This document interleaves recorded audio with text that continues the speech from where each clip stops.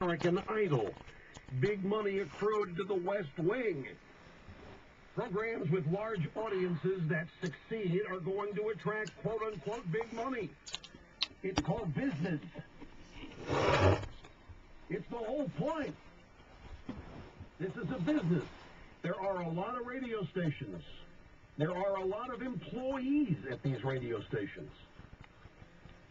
Radio is a business that is highly regulated in the federal government. I think it's time for those of us in radio to be told flat out what the intentions of this administration are. There are a lot of jobs that will hinge on this. There is a lot of revenue that will hinge on this. These radio stations are owned by people. They have employees. They have made investments in any number of things in order to have these radio stations on the air. And I don't think radio business is going to just sit back and let this happen. But there's a lot of fear out there. Well, who was it? J.P. Morgan Chase and Citibank, did you say?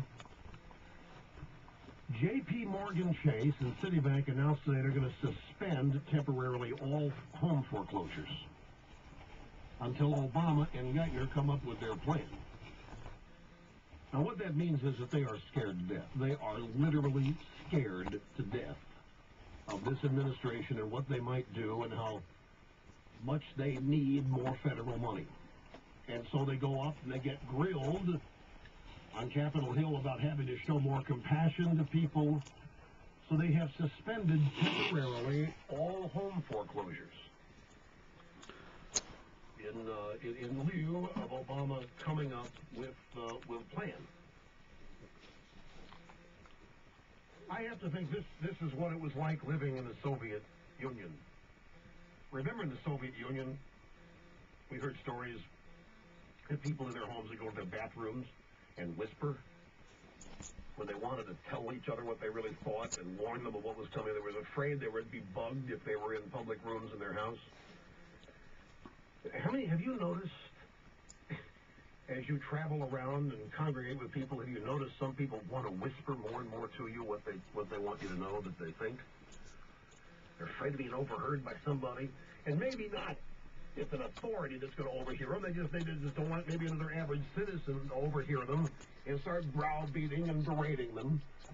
But I notice this wherever I go, more and more people are whispering or talking very quietly about what they want. And it's really tough for me because I have trouble hearing when people are speaking normally.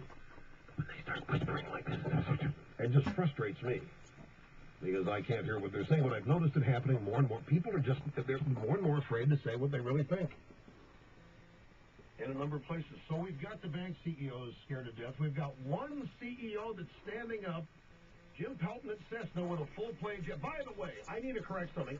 It was not my fault. I read an erroneous report yesterday. Cessna does not own Hawker. Hawker Beechcraft. Get this. By the way, Hawker Beechcraft Corporation, HBC, guess who owns them? They make private jets. Hawkers are a great mid-sized jet. The Beech jets are even smaller. Guess who owns Hawker Beechcraft? Hint, their CEO was being grilled by Congress on Tuesday and Wednesday over usage of private jets.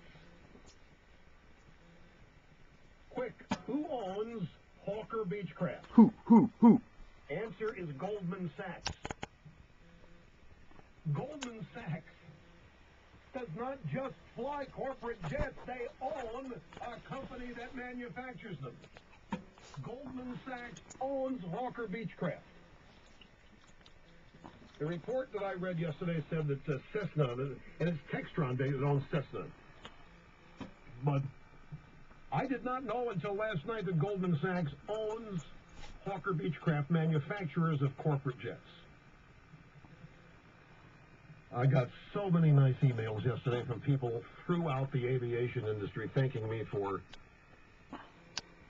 informing people as to all of the tentacles that spread out from a corporate jet, even from its manufacture to service, completion, and so forth. And I want to thank all of you for those nice emails. It was a subject close to my heart. I've been fascinated with aviation all my life. My father was a lawyer, but if he had if he really would have fulfilled his dream, he would have run a major airport somewhere. My father flew P-51s in the China-Burma theater of World War II. He also was an instructor on B-25s. I think I've seen a picture of it outside one. I think it was in Alabama in World War II. I'm not totally sure about that. He had a little Cessna 182 for a while when we were growing up.